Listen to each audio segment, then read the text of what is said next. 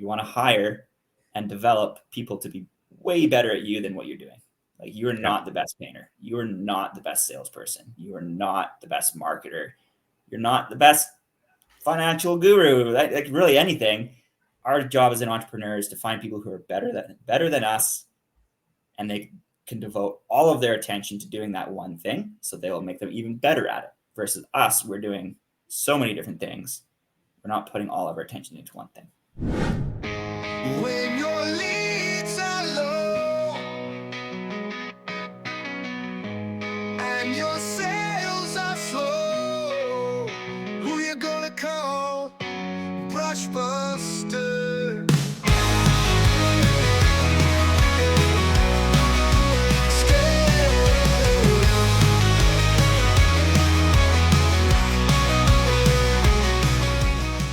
What's up, everyone? Michael Hickman here, founder of paintergrowth.com, and you're listening to the Painter Growth Podcast, Brushbusters edition, with my boy Gavin. What's up, Gavin? Oh, having a great day, helping people out, build businesses to serve their lives. It's a great day to have a great day. Absolutely. So you've been leading a lot of our one-on-one coaching efforts. How many one-on-one coaching calls have you had in the last 90 days? Would you say? Several hundred. Lots. My brain is inside of many people's businesses right now. It's fun. Yeah, I love it. And before we get into, I want to ask a couple questions about that before we get into the letters and stuff. But I guess first of all, let's just do a quick reintroduction of you. Absolutely. Why did I hire you here? Why did you hire me? Well, Mike, so you tricked me. I did trick you. I know nothing. I'm just really good at sales and bluff my way in. No, I actually have been in home services for 14 years.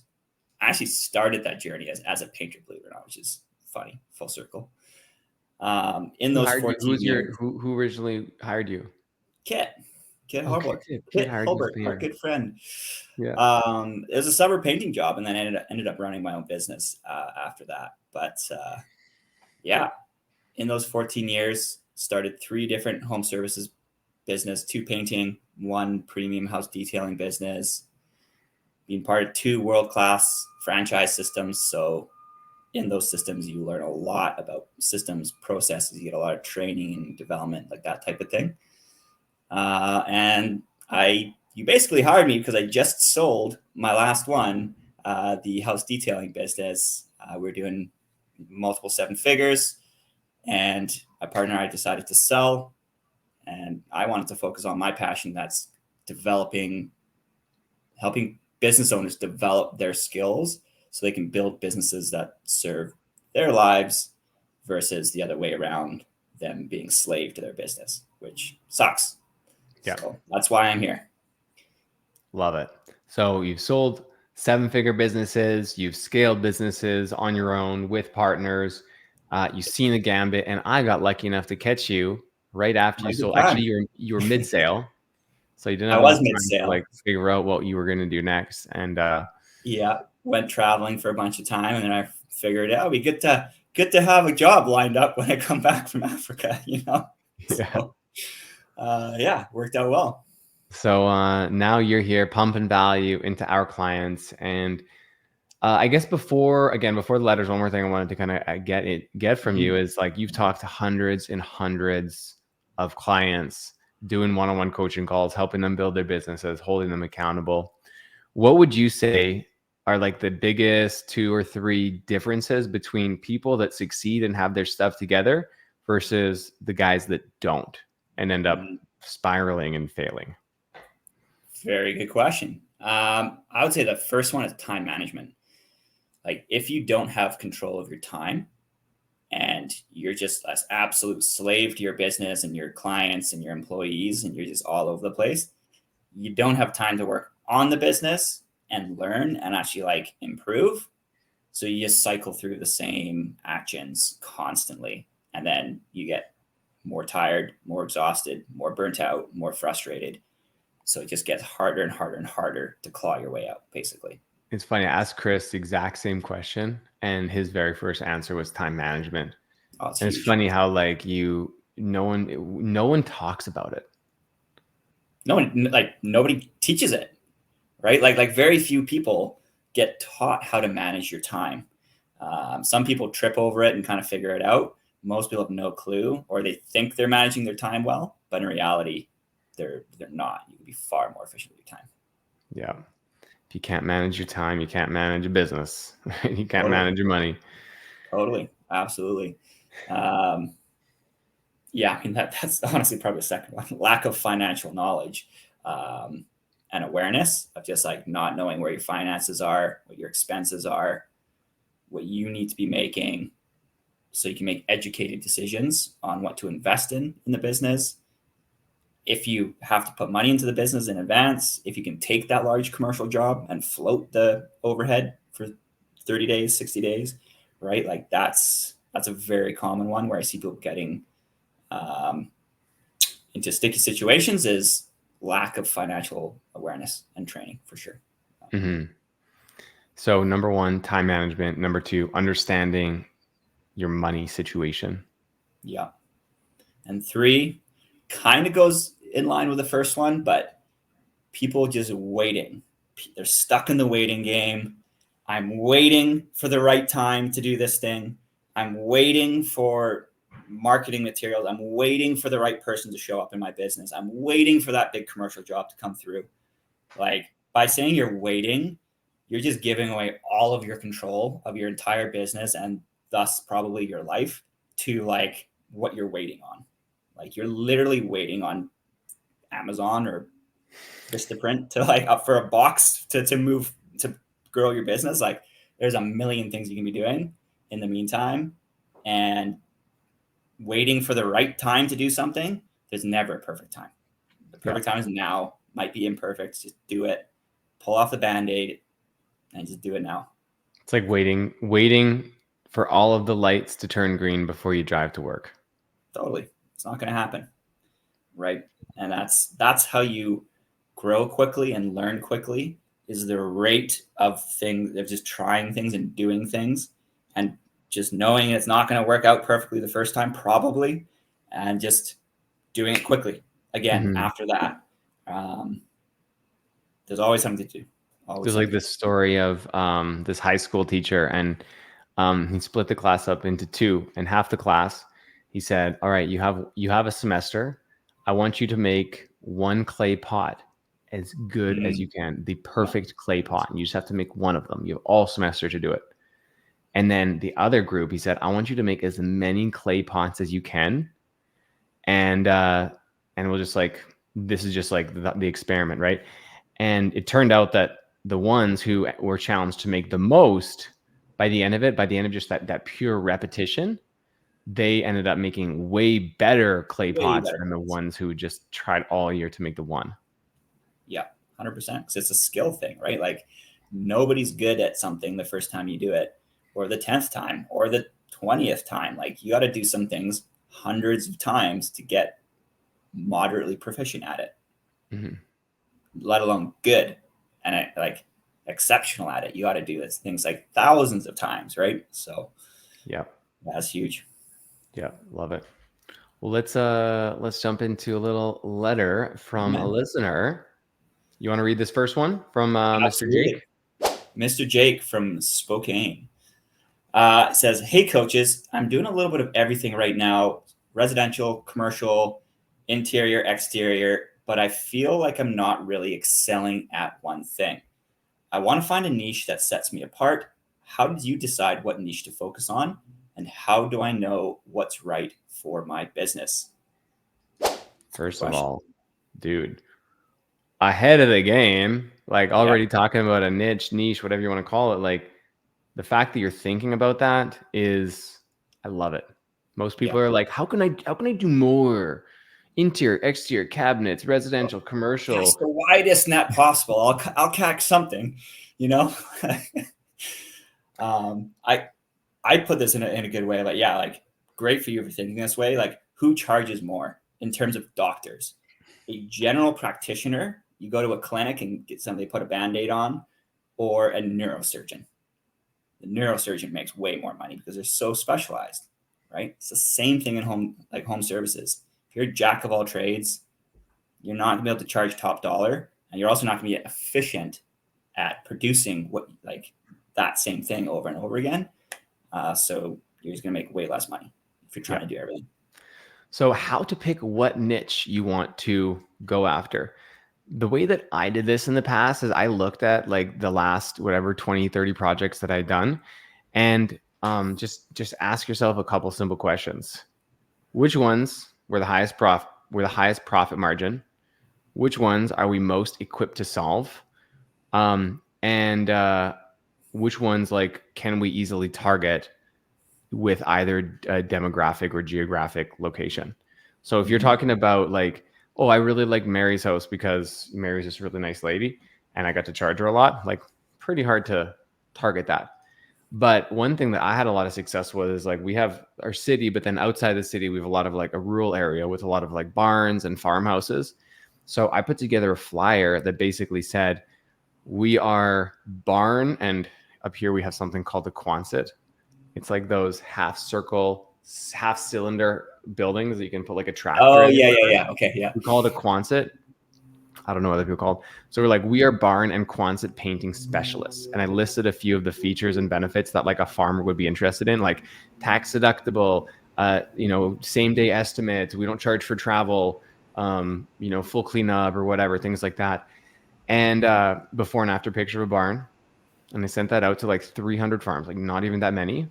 I booked over $100,000 of barns from that one little flyer because I picked a niche and I sent it out to the right people and they looked at it and called me.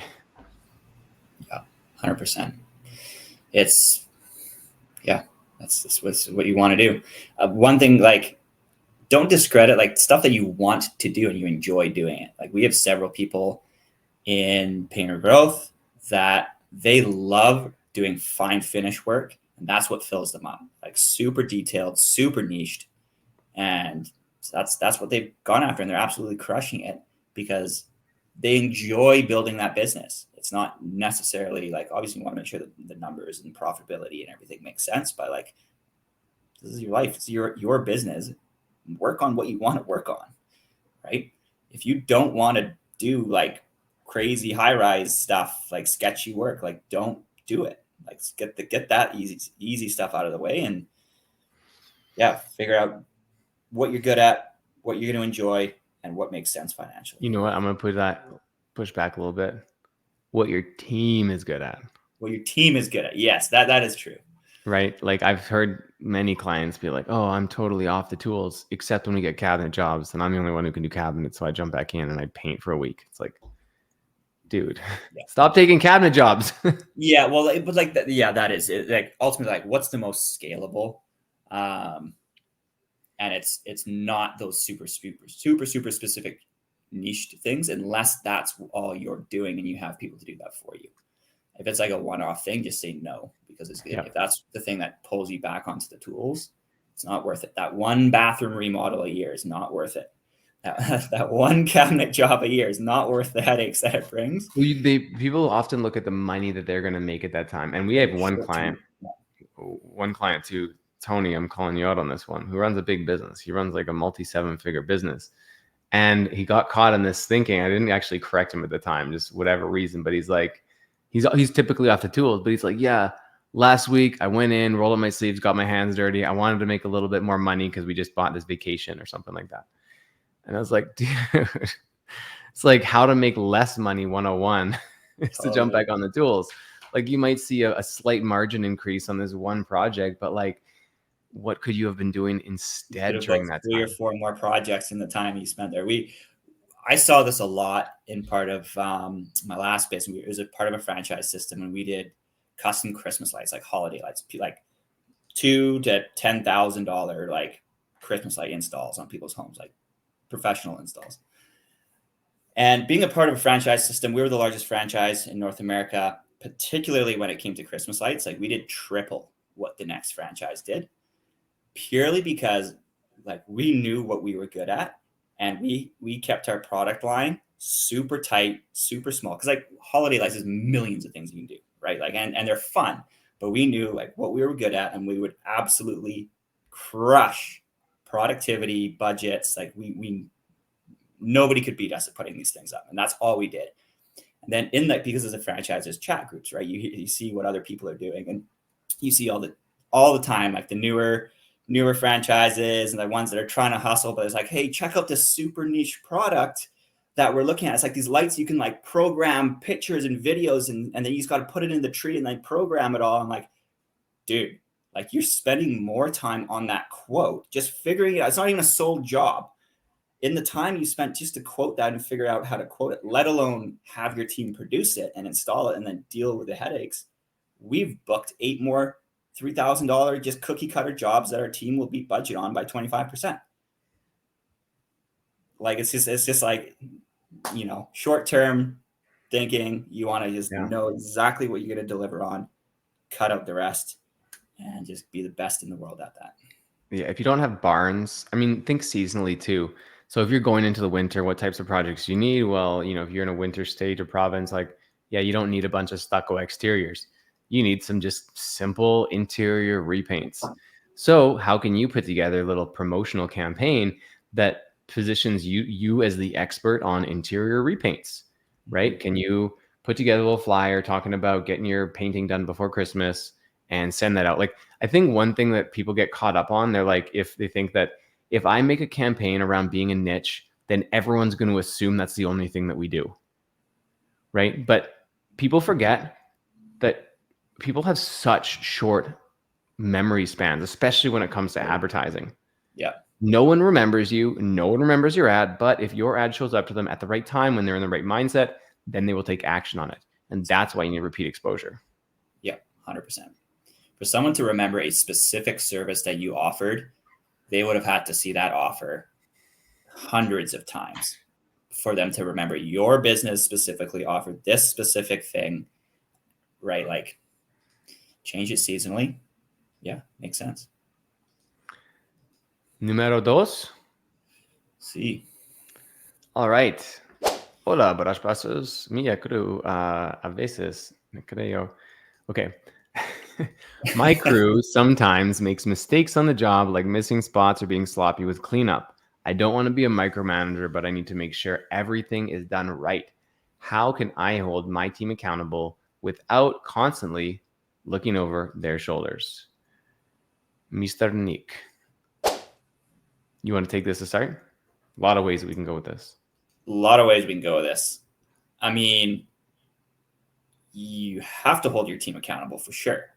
And there's different ways to approach it. I mean, ultimately, if they keep making the same mistakes, you need to identify, is it a training issue?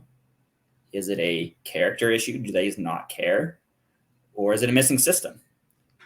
Right? Like you can systemize an inspection to look for touch-ups. Like that is a system that exists. Okay, Joe, take your eyes, top right corner, scan to the left, the first 4 feet of the wall. Okay, looks good. Okay, down, over the right. Like that's something that you can train, right? So you need to identify what's causing those repeated mistakes and then address it, basically. Mm-hmm. Yeah, an easy way to think about that, like the formula we use is like, is it skill or is it commitment? Right. Yeah. So is it skill as in terms of like, is the painter just not equipped to handle these issues? Do they not know what a good job looks like? Do they not know how to mask properly? Do they not know how to cut properly? Like these are things that are teachable. Or is it commitment? And commitment is a big word that basically means, are they the right person for the job? Because you can't train commitment. Are they trying their best? Are they showing up on time? Are they giving it their best effort? Do they have the mental and physical capacity to actually do a good job? And if it's no to any of those things, then they're probably not a good fit for your business. Mm-hmm. Yeah. Something that's often overlooked is, do they know what's actually expected of them as well through like a written work agreement and like actually like telling them, I'm holding you accountable to these standards. Because if they don't know the target to hit and that expectation was never set for them, how can they possibly ever be set up for success? And this is often missing. People assume that their employees have the same standards as them, and then reality strikes, and that is not the case. So you got to set that expectation, apply the training, and then absolutely hold accountability. And sometimes if it's a repetitive thing, yeah, you need to have a serious look at if that person's the right fit for your business. Mm-hmm. So let's see. He's doesn't want to micromanage, make sure everything's done right, holding the team accountable. Now, another thing is I believe strongly in compensating for the behaviors that you want to see. And a lot of people pay a day rate or an hourly rate for their painters with no bump, no incentives to perform quickly or at a high quality. But if you shift the compensation structure to now have a quality component, I mean, we won't even get into a speed component for this one, but even a quality component, I think you're very quickly going to see, if they have the capacity for it and the ability for it, quality increasing. And a couple ideas that are really simple to implement are something like, the job site manager or the paint, the lead painter being responsible for the walk around for the client, being responsible for their touch ups, getting $50 or $100 for a 5-star Google review, having the client sign off on the job while on site, not being you, but having the lead painter have the sign off. And I think just in general, if they're responsible for the touch ups and this job sign off, and then you compensate for a Google review, that should be plenty to encourage the behavior that you want. Yeah, I agree. I mean, what else? What other tips have you seen that would work to kind of improve quality? Yeah, I mean, one thing that was very eye-opening was every single one of our clients, they always got a net promoter score survey, right? So we would always be getting feedback, and we would bonus off of that because it's a very measurable thing. Mm-hmm. And at one point, we also this was for cleaning. There's a high volume of clients. Like, we don't do one job a week; we do 50 jobs a week, right? So yeah. Very small average job size, high volume, very a lot small of job size. So the survey was automated, but then at one point we had inside sales reps be like, let's just call every single one of our clients and just see how it went. And we got some really, really good feedback there. So that is worth your time. Like, if you're not on sites and you have people who are closing jobs and everything for you, it's worth picking up the phone, calling them, and just getting some measurable data, and then bonusing off of that, because then you can track it too, right? Of individual crews' performance, and then whatever you track. I agree. Net promoter score is ultimately a great way to do it and doing customer feedback. But for the average painting contractor who, like we said at the start, is struggling to keep track of their time, keep their head above water, what is the simplest thing that they can do? I think it's just empowering their painters to do a walkthrough and have a homeowner sign off on the project in front of the painter. Yeah, sure. I agree. That's nice and simple. And the Google reviews is great on, icing on the cake. Yeah. Cool. Next one. All right. Next one. Did I read the last one or did you? You did. I can read this one. So this is from Fred from Boston. Dear Brushbusters, I've been running the business myself for years, but as we grow, I know I need to take a step back from the day-to-day painting and focus more on managing. It's hard to let go and trust others with the work. How do I make that transition smoothly without losing control? This is a conversation I've had multiple times this week already. Yeah. Oh man, such an important question, such an important transition, not only in the development of their business, but as a human, as a business owner, as an entrepreneur. It can be the most challenging thing that you ever do in your company. And it's okay that it's hard, but you can do hard things. That's what I tell my 5-year-old. And you know what? It has to happen, because this is where a lot of business owners, particularly I'd say contracting business owners, get stuck and they never get past, is because it's hard to trust other people. Maybe they've gotten burned by an employee before. They stepped back and then they didn't have the systems or training and they made some mistakes and things did not go well. So they're kind of it's a little bit of PTSD there. So they never fully get past this. So it's really important that you do get past it. And once you do see the wins and just how awesome it can be leading and building and growing a team of A players, driven people who do a better job than you, that is possible. And that's actually what you want to create, is You want to hire and develop people to be way better at you than what you're doing. Like, you are not the best painter. You are not the best salesperson. You are not the best marketer. You're not the best financial guru, like really anything. Our job as an entrepreneur is to find people who are better than us, and they can devote all of their attention to doing that one thing, so they will make them even better at it. Versus us, we're doing so many different things. We're not putting all of our attention into one thing. It's like, you know what Elon Musk is the best at? Finding great people and giving them his vision, empowering them with his vision. That's what he's the best at. 100%. And so if we can do a little bit of that. So I was talking to a client last week, and he's telling me how after going through our training and working with us, he like finally got the courage to get out the tools. And the thing that really helped him get over the edge was reworking his mind to realize that painting is actually the least productive thing that he can do in his business. So if you've been listening to this podcast for any amount of time, you know this already, but painting is about more or less a $50 an hour activity. Estimating is about a $500 an hour activity. Training your team is about $500 an hour activity. Recruiting an employee is about a $5,000 an hour activity. Working with a coach is a $50,000 an hour activity. Like, you need to be up in your game, up in your activities. If you can spend 20 hours a week on training your team in sales, that's like, what is that? 20 times 500 is 10,000 a week. It's not too bad to start. 100%. Add in 2 hours of recruiting, like 20,000 a week. Yeah. And that's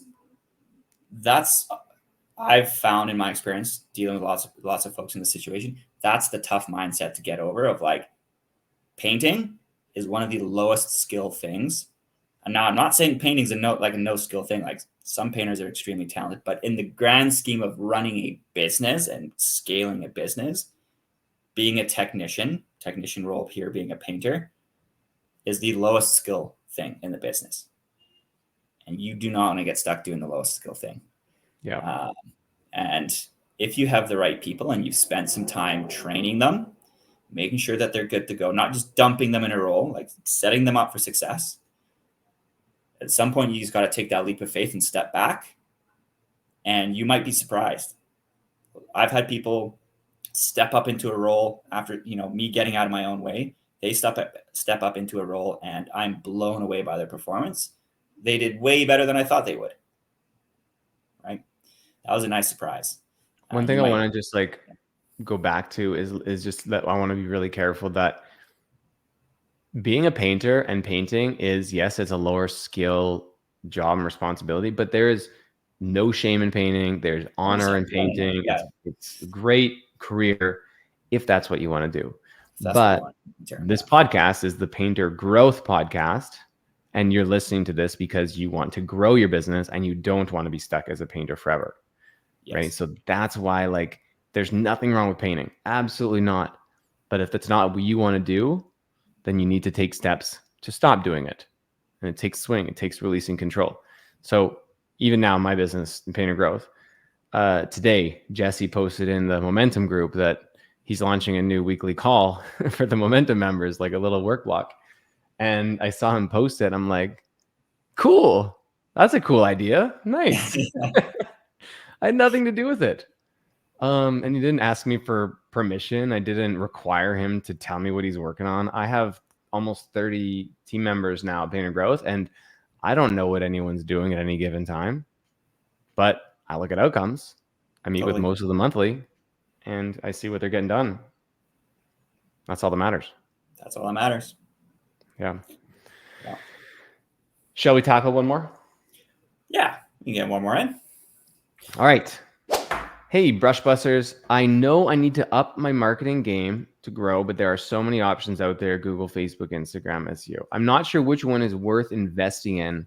What marketing strategies have worked best for you, especially when starting to scale? From Steven.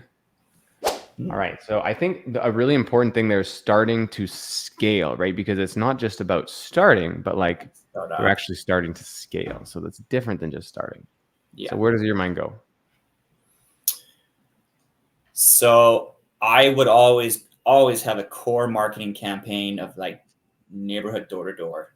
Like it works, it's scalable, and like we said earlier, like people forget about you very quickly, right? People remember you longer if they're actually having conversations. So I keep that as a core marketing campaign. But yeah, you definitely want to, if you're looking to scale, you need to do some sort of like mass marketing. Facebook ads are fantastic. Google ads are great as well.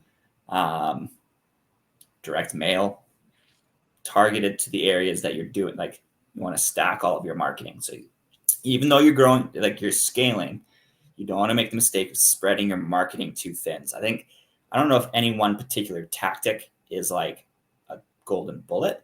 It's more a matter how you use them, of like stacking them all on top of each other in your super small targeted areas where your clients live, not spreading a super wide net and hoping something catches. Yeah.